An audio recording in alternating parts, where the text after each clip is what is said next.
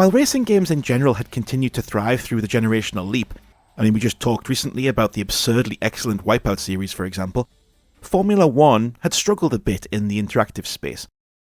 The tightly regulated nature of the sport caused a natural clash with the young gaming crowd's desire for a pick-up-and-play experience. And each time they tried to appeal to a broader audience, it just ended up diluting the product. Those early F1 games on the PlayStation aren't really that great. But it turns out there are more kinds of motor racing than F1. Gran Turismo presented a more varied and more relatable world of motorsport that I'd never really encountered. Who knew that some people went to a track on a Sunday and raced their own road cars you might one day be able to own and race yourself? You're never going to sit in the cockpit of the Williams F1 car, but you might eventually be able to save up for a Renault Clio. And good news, there's a racing series for those. So sure, you can dive right in and race some sports cars in the arcade mode like any other game, and if this mode was all there was, it'd be a reasonably solid title for the era. 6 tracks off the bat, lots of cars in multiple classes, tons more of both to unlock as you progress. This easily equals the offering of the contemporary Ridge Racer games. But this is not all there is. What makes Gran Turismo special is the Gran Turismo mode itself, which sees you fully immersed in the career of a motorsports enthusiast from the very beginning. You start with 10 grand and no license, meaning the first thing you do is to get qualified to race anything. That's right, you have to pass a number of tests before they let you go racing at all, just like in real life. And I know this is something people complain about with this game, but honestly it's a genius move. A huge part of the appeal of Gran Turismo is the realism. That's what nobody else had ever provided before. Apparently, developers, Polyphony Digital, went and recorded hundreds of sound samples from each of the cars available here so that each one sounded authentically correct. They test drove dozens of cars and poured over hundreds of hours of data to make sure that each model of each car handled exactly as it would in the real world.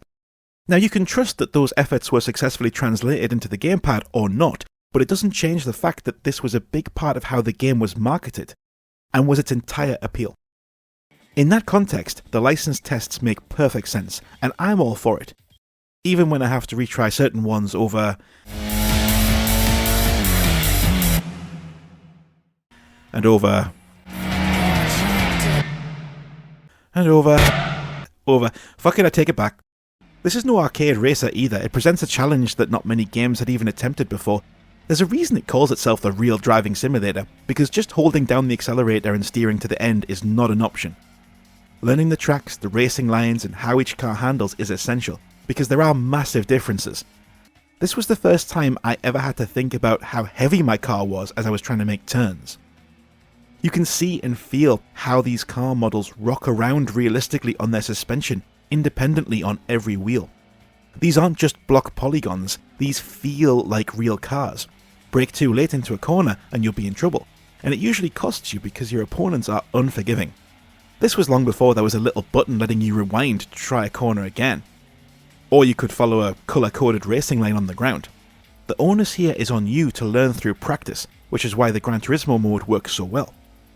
Once you're out there, it's essentially a car-based RPG, where you buy an old banger, which you can buy used, apparently with accurately modelled degradation depending on the age, and take it to the Sunday part-timer leagues. From there you win a bit of money and maybe a car you can sell so you can upgrade your motor, or buy a new one to climb into a slightly higher competition with higher entry specs, which pay a bit more money for placing highly, and so on. Inevitably, this requires a fair bit of repetition and grinding, winning the same tournaments multiple times to save up enough money to take the next step up. But this works to your advantage because it means the tracks become so familiar that negotiating them becomes second nature. It's like being a real racing driver, clocking up miles in the cockpit and becoming a better driver every time. You can also get lost in the obsessive petrol head level of upgrading and customization of your motor. There's so much in here I never touched, but thankfully each upgrade gives you a little stat showing what your new horsepower will be once you buy it. But if you really want to, you can completely personalize things like camber, ride height, gear ratios and more. There had never been anything this detailed before.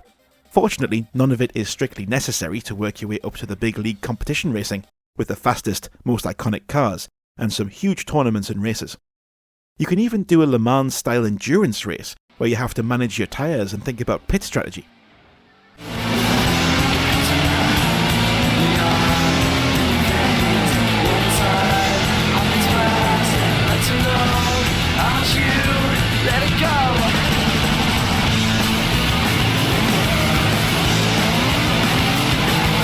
The fact that the route you take through the game is entirely up to you makes it feel like your journey through the game is entirely your own. There are a lot of different real-world manufacturers and cars to choose from, a lot of which are on the same cost level. So you'll talk to someone else who played it and find they used entirely different cars to climb the leagues.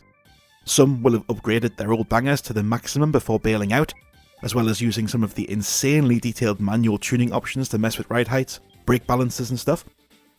Others will have used the cash to get newer cars on a more regular basis, and all of this fit into that fantastic use of your own imagination I've talked about in previous videos.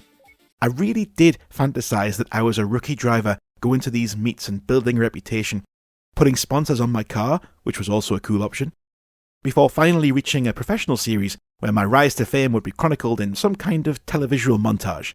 I loved it. And all of this is completely disregarding the fact that it was easily the best looking game on the PlayStation to that point. It wasn't close. These replays that create TV footage camera angles just blew me away. Nothing had ever looked like this on a home console. And then you had an amazing licensed soundtrack with songs from bands like Manic Street Preachers, Feeder and Garbage. The intro sequence was dripping in 90s cool, and it just added yet more must-have allure to an already genuine masterpiece.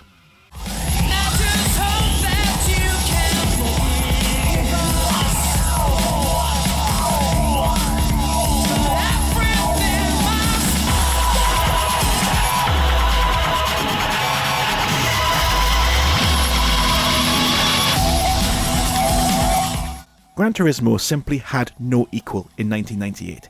It was the leap I personally was waiting for, and it made the PlayStation the undisputed star of the second half of the 90s for me. I'm not ranking these 121 games in order, because who needs that drama in their life, but suffice to say if I was, this would comfortably be in the top half. If you've never played it, you really should.